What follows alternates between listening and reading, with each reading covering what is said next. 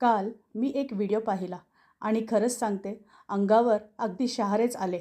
काळ्या घोड्याची नाल वास्तू उपाय म्हणून नजर उतरवण्यासाठी, नकारात्मकतेपासून वाचवण्यासाठी दारावर लावली जाते आणि असे एक ना अनेक उपायांसाठी आपल्या मनातील इच्छापूर्तीसाठी ती वापरली जाते.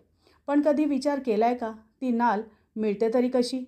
एका मुक्या प्राण्याच्या पायात वारंवार लोखंडाचे खिळे ठोकून नाल बसवली जाते आणि पुन्हा ती घोड्याच्या पायातून उपसूनही काढली जाते. कारण बाजारात त्या नालेला तशी मोठी मागणीही आहे आणि या प्रक्रियेत घोड्याला भयंकर वेदना सहन करावी लागते.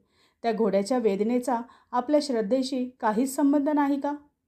मुक्या जीवाला त्रास देऊन खरंच का आपण परमेश्वराला प्रसन्न करू शकतो आणि आपल्या मनातील इच्छा पूर्ण करू शकतो?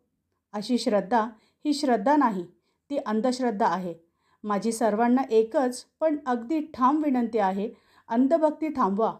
खरी भक्ती म्हणजे करुणा, विवेक आणि जागरूकता. परमेश्वर वस्तूंमध्ये नाही, तो आपल्या अंतरात आहे. टोन्या टोटक्यांच्या मागे अजिबात धावू नका.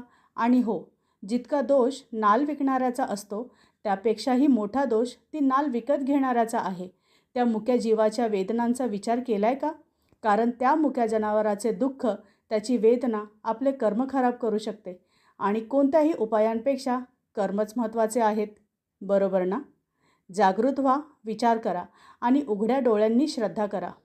श्री गुरुदेव दत्त. श्री स्वामी समर्थ महाराज की जय.